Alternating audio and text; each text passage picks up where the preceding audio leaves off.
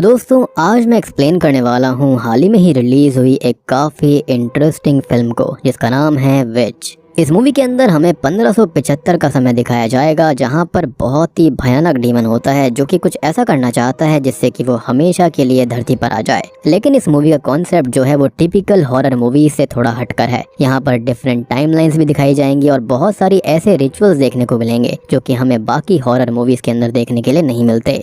उम्मीद करता हूँ कि आपको पसंद आएगी। और दोस्तों मैंने हाल ही में ही रोंगेंग केमातिया नाम की इंडोनेशियन हॉरर मूवी को एक्सप्लेन किया है जो कि 2024 की ही है। अगर आपने उसे नहीं देखा है जाकर देखना, काफी इंटरेस्टिंग है। उसका लिंक आपको नीचे डिस्क्रिप्शन पिन कमेंट में मिलेगा। और सीधा वीडियो की तरफ।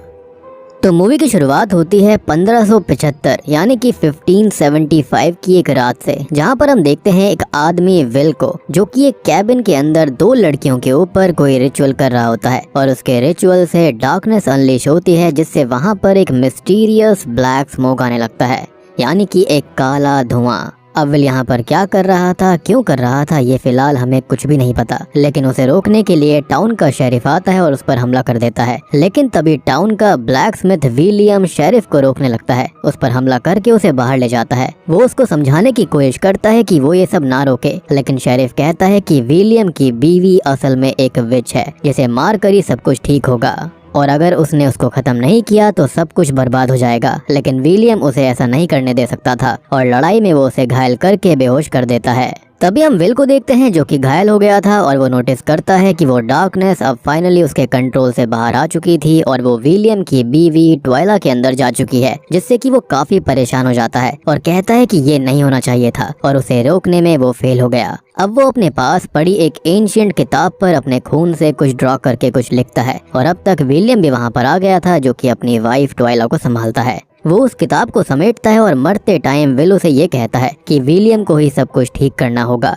और तभी वो एक पोशन खुद पीता है, ट्वाइला को पिलाता है और अब कुछ ही पलों में वहाँ से विल और वो दूसरी लड़की अचानक गायब हो जाते हैं और अब वो ट्वाइला को बाहर भेजने लगता है और खुद उस किताब को जलाकर खत्म कर देता है। और हम किसी की बातें बैकग्राउंड में सुन पाते हैं कि टाउन के अंदर एक ईविल है जिसके खिलाफ लड़ने में ये किताब मेन वेपन है और अगर ये खत्म हो गई तो ईविल पूरे टाउन को खत्म कर देगा, यानी कि उसका कहर रोके नहीं रुक पाएगा। लेकिन विलियम ने उस किताब को खुद ही जला दिया था, जिसका एक सॉलिड रीजन है और इसके बारे में हमें थोड़ी देर में आइडिया लगेगा। अब वो ट्वाइला के साथ बाहर निकल जाता है जिसके साथ ही ये सीन शिफ्ट होता है और हम 4 रातों पहले से कहानी देखते हैं कि आखिर ये सब शुरू कैसे हुआ था। अब हम विल को देख पाते हैं जो कि टाउन में मौजूद होता है और वो विलियम के नाम एक खत लिखता है और विलियम यहाँ पर एक ब्लैक स्मिथ है, यानी कि लोहार है। विल इस खत में ये लिखता है कि ये उसका आखिरी मैसेज है और उसके पास वक्त बहुत कम है, लेकिन विलियम के पास कम नहीं है और अगर वो फेल हुआ भी तो फेट फुल सर्कल पर आ जाएगा और फिर विलियम को ही सारी चीजें खुद करनी पड़ेंगी। वो आगे ये लिखता है कि इस एंशिएंट किताब के अंदर पूरा रास्ता बताया गया है, यानी कि जिन्होंने पहले ईविल का सामना किया था उन्होंने सब कुछ यहाँ लिखा हुआ है और आज रात से ही चेन ऑफ इवेंट्स जो हैं वो शुरू होने वाले हैं जो कि सब कुछ चेंज कर देंगे। और अगर ट्वाइला ट्रायल में गई या फिर शेरिफ ने इंटरफेयर किया तो समझ जाना कि चीजें गलत होने वाली हैं, यानी कि कुछ ऐसा था जो कि विल पहले से ही जानता था। तभी हम गौर करते हैं कि वहाँ खून से लथपथ एक लड़की चलती हुई आती है जिसके हाथों में उसके ही माँ बाप के कटे हुए सर लटके हुए थे, जिसको देखते ही विल घबरा जाता है। लेकिन उसे अंदाजा पहले से ही था कि ये जरूर होगा और यही सारी चीजें उसने खत में लिखी थी, यानी कि चेन ऑफ इवेंट्स यहीं से शुरू होने वाले थे। अब अचानक से ही वो लड़की चिल्लाने लगती है जिसको विल रोकने की कोशिश कर रहा था, ईविल को रोकने की कोशिश कर रहा था, लेकिन इसका कोई फायदा नहीं होता। वो उसके सामने बेबस हो जाता है जिसके चलते वो वहाँ से भाग जाता है। तभी एक लेडी भी उस लड़की को देखकर चिल्लाने लगती है और अब जाकर ट्वाइला की आंख खुल जाती है जो कि अपने घर पर मौजूद थी और उसी लड़की को अपने नाइटमेयर्स में देख रही थी। अब वो अगले दिन जाकर अपने पति विलियम से बात करती है जो कि बताता है कि उस टाउन के अंदर किसी लड़की ने अपने ही माता पिता को खत्म कर दिया है, जिस पर ट्वाइला कहती है कि उसने उस लड़की की चीख को सुना था, जिस पर विलियम कहता है कि ये तो होना इम्पॉसिबल है क्योंकि वो टाउन के दूसरे साइड रहते हैं। तभी हम टाउन के जज और शेरिफ को देखते हैं जो कि उसी लड़की के बारे में बात कर रहे थे जिसने अपने माँ बाप को खत्म कर दिया था। इस लड़की का नाम जोहाना होता है और शेरिफ उस लड़की को अरेस्ट कर चुका था और जज ये कहता है कि वो जल्दी से इस मामले की पूरी जांच करे, फिर वो जल्दी से ट्रायल्स को शुरू करेंगे, यानी कि विल ने जिन ट्रायल्स के बारे में कहा था उस खत के अंदर ये ट्रायल्स वही थे।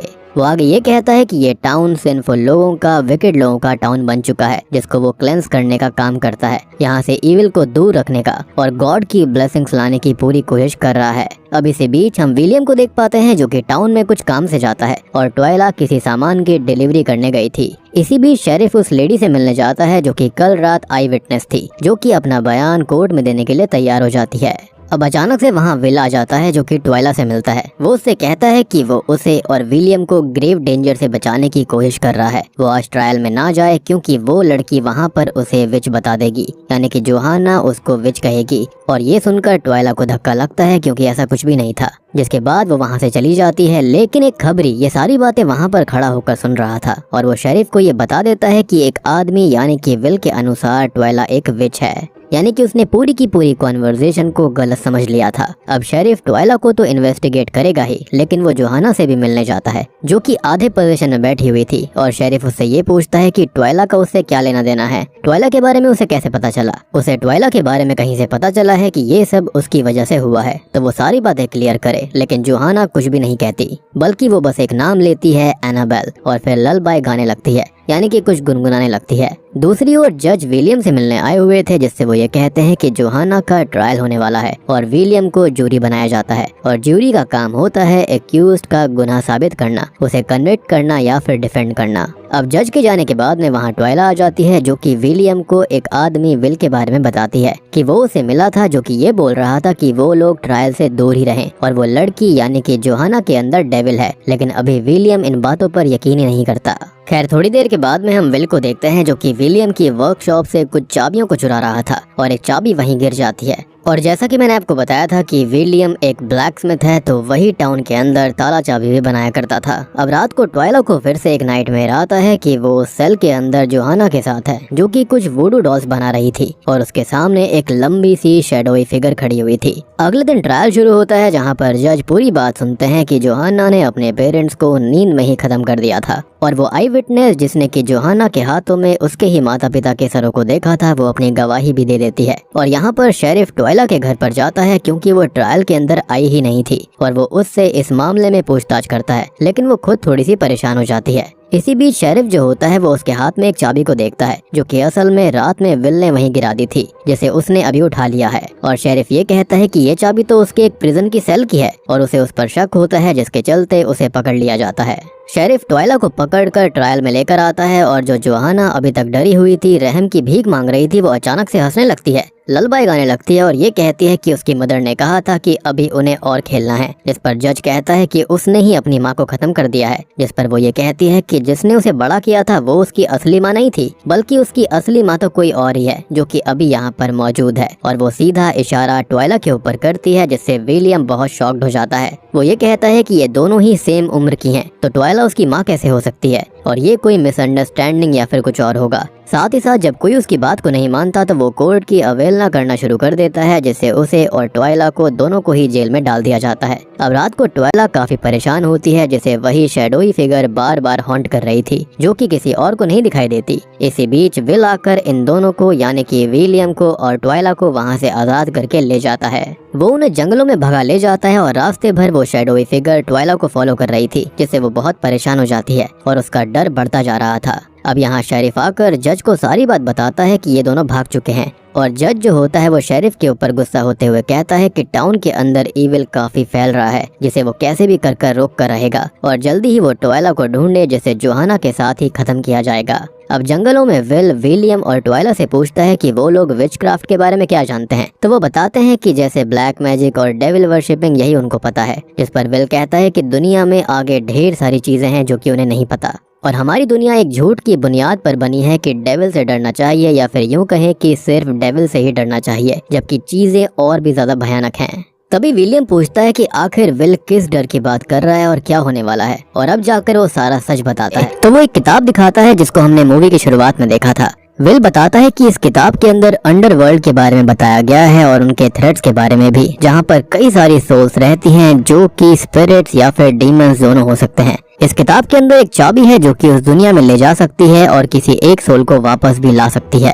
लेकिन एक और चाबी है जिसके बिना वहाँ जाने पर खतरा हो सकता है। वहाँ पर मौजूद डीमंस हमें अपना वेसल बना सकते हैं। और इसके बाद वो रिवील करता है कि वो खुद विलियम है, जी हाँ, किसी और टाइमलाइन से। और ऐसा इसलिए है क्योंकि उसके पास एक पोशन है जो कि हमने मूवी की शुरुआत में उसे पीते हुए देखा था। और ये पोशन कंज्यूम करने से वो एक नई लाइफ, एक नई टाइमलाइन को क्रिएट कर लेते हैं, एक नई दुनिया के अंदर, एक नई टाइमलाइन के अंदर पहुंच जाते हैं। लाइक अगर अभी विलियम ये पी लेगा तो वो इस दुनिया में तो रहेगा, लेकिन वहीं पर एक और नई टाइमलाइन, नया विलियम क्रिएट हो जाएगा।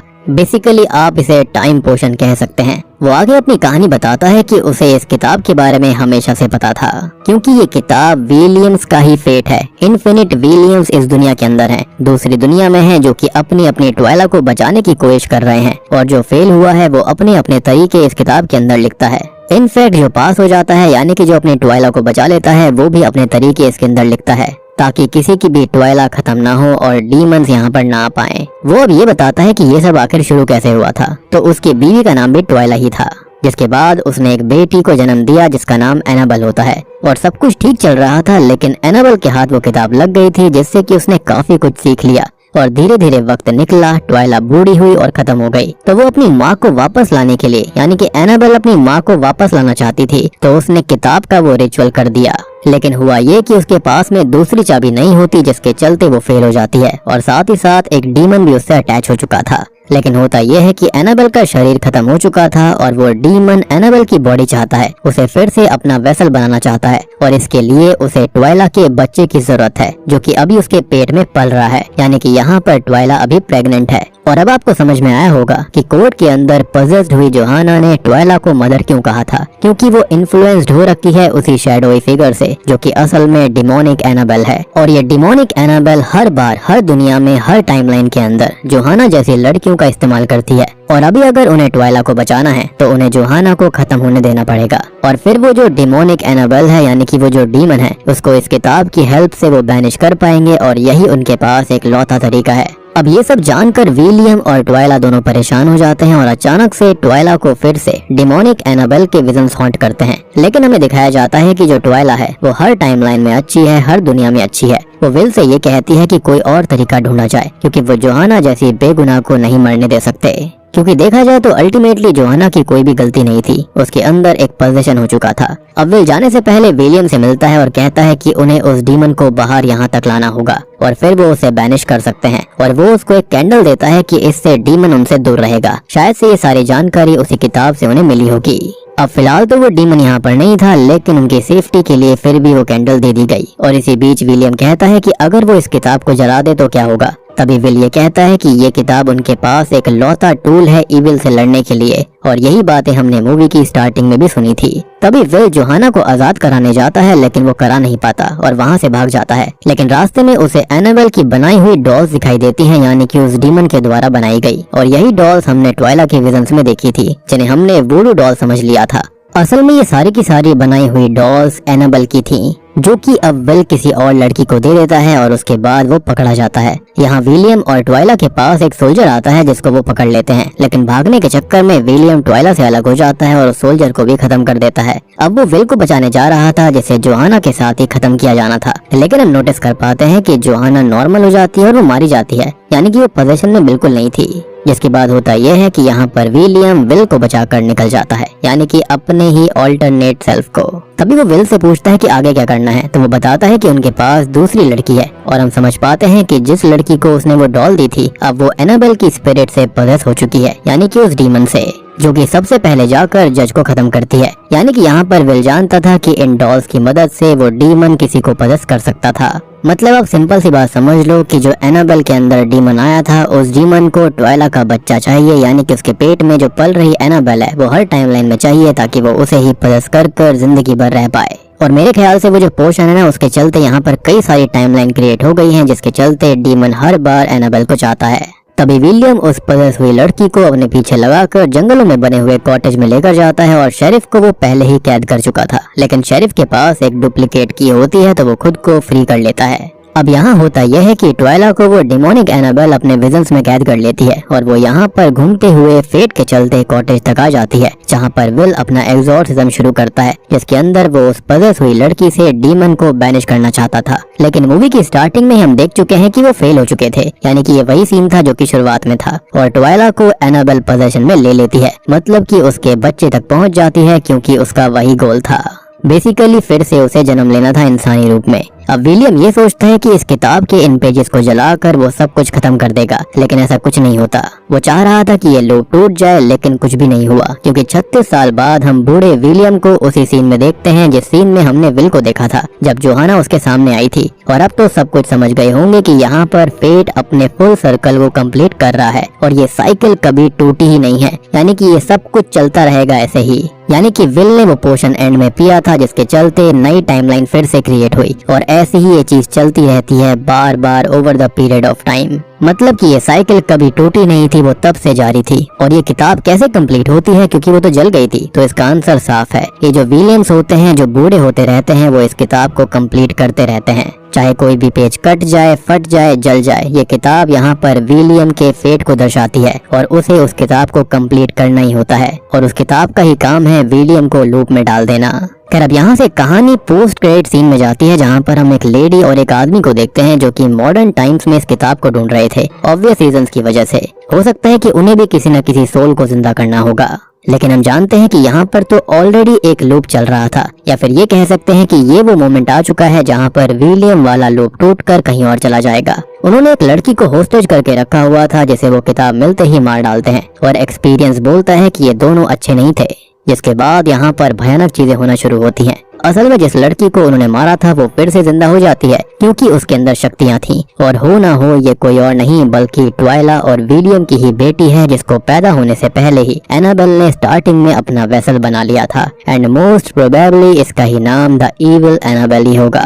इसी के साथ में द विच मूवी यहीं पर खत्म हो जाती है। तो दोस्तों ये थी द विच फिल्म की कहानी। उम्मीद करता हूँ कि आपको ये पसंद आई होगी। वीडियो को लाइक कर देना, चैनल के ऊपर नए हैं तो सब्सक्राइब कर लीजिए, और रोंगनेन केमातियान नाम की फिल्म को जरूर देखिएगा। काफी interesting Indonesian cursed horror movie है, उसका लिंक आपको नीचे डिस्क्रिप्शन पिन कमेंट में मिल जाए।